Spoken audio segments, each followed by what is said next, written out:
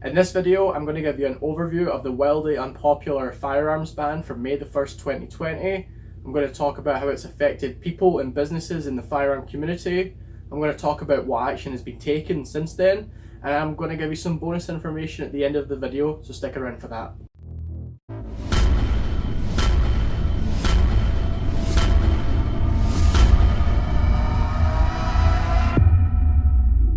Hello there, my name is Xander. If you're new here, welcome to the channel. If you're returning, it's really good to see you again. This is where I discuss firearm related topics relevant to Canadians. You can find timestamps to everything I talk about today in the description below.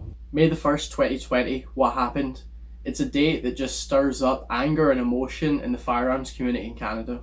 Over 2 million Canadians are in safe, lawful, peaceful possession of firearms that the government allowed them to own. Canadian firearm owners are educated, trained, and heavily monitored by the government. What do I mean by this? Every firearm owner, every license owner in Canada gets a full, extensive criminal record check once a day, 365 days a year, no exceptions. When the ban was announced, it took many Canadians by surprise, but not everyone. The tragic events that happened in Nova Scotia on April 18th, 2020 set off big alarm bells in the community. The Canadian government took this as their last straw and declared a firearms ban on over 1,500 firearms and their variants in efforts to make Canada safer. This is a very difficult topic, but I would like to get some of my points across, and I'm sure there's some points that will be shared by yourself watching, or maybe you disagree with me, or maybe you have more points you'd like to add. I would like to hear about it in the comments. If someone uses a knife or an axe or a vehicle to kill someone, they don't go and ban whatever that person used to do it because it's accepted that the person went and killed someone. But for some reason, when it's to do with a firearm, they make it seem like the inanimate object all of a sudden has a mind of its own and is an evil thing. If 100,000 people own the same type of firearm and one mentally ill person goes out one day and causes a tragedy, the other 99,999 people, they shouldn't have their firearm taken away from them or have it banned because it's the same type it was using. That makes no sense. If you ban firearms, well, the people that already have them illegally, like criminals, gangsters, and miscellaneous scumbags who already had them illegally, they're not going to see, oh, well, the law's changed and come hand in their guns too. That's not going to happen. So the intention and the hope and the outcome of the ban is so far away from the reality that it's caused. I'll read this to you. This is straight from the RCMP's website. To remove dangerous firearms designated for military use from our communities. Well, that's what they say, but it makes no sense because many of the rifles that they targeted, they call them military typed rifles or weapons of war and terms like that. When, you know, the old bolt action rifle that you and your grandfather have hunted with, well, that was used in a war at some point, but things like AR-15s and CZ Scorpions and that are not used in war. They claim that they're going to put 600 million of your Canadian tax dollars into this program, but let's be honest, when's the government ever actually stuck to a budget? This could easily go over $1 billion. With $600 million, you could increase the wage and hire more frontline workers, build more roads, build better schools, fund more schools, build infrastructure to these Indigenous and rural communities in Canada. They're just suffering. But no, they'll want to spend this amount of money to take some of your guns away when you've done nothing wrong. We haven't even gotten into the ban itself, and I'm already really upset about this. It's just like the people that are making these rules in the government right now have not a shred of decency or common sense. 1,500 and counting variants of the AR-15, M4, M16, AR-10. So looking at the M4 and the M16 and then with sometimes the AR-10, these are military grade, fully automatic firearms that were already illegal for Canadian civilians to own. No one had these. They made something illegal that was already illegal, which is so weird.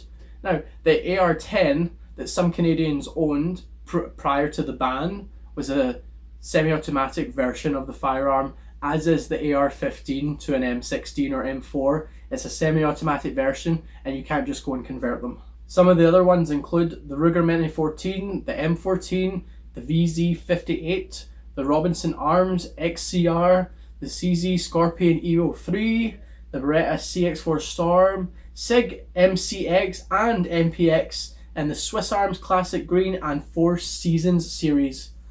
All these were firearms that prior to the ban you might commonly see at many shooting ranges. People just went out and target shot with them. It's like they banned the firearms that like one person has used in ill intent and that they saw in like Die Hard.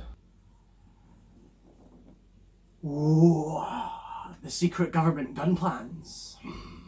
Well, in the 9 months since then, we've seen an increase in violent crimes and homicides and shootings in Canada, mostly in the metropolitan areas. It's because the gangsters don't follow the laws, but they don't understand that.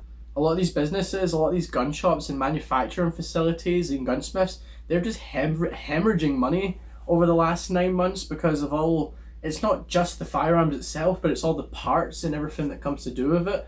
It was such a big market and such a growing market in Canada. People really wanted to shoot these firearms. Your everyday firearm owner who might have owned one or more of these firearms now has an expensive piece of metal locked in their safe that they legally cannot take anywhere. They can't take it to a gunsmith.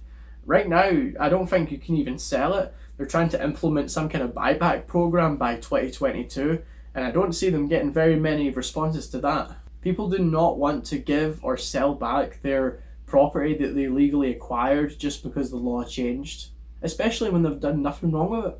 It was announced that anything with a bore of 20mm or more would be subject to the ban. Well, this was a bit of a misconception on my part and for the most part of the firearms community itself, so I will clarify that now for anyone who doesn't know. I'll read this again from the RCMP's website for you. The CFP recognises the SAMI standard specifications, which establish that the nominal bore diameter measurements for 10 and 12 gauge shotguns are below the 20mm threshold. The exact measurements, if you're interested, from the website for 10 gauge are 19.69mm and for 12 gauge is 18.42mm. So that's directly from the RCMP's websites. So in a nutshell, your 10-12 gauge shotguns are still perfectly legal to use as per their classification. Another thing affected was any projectiles that can shoot over 10,000 joules of energy.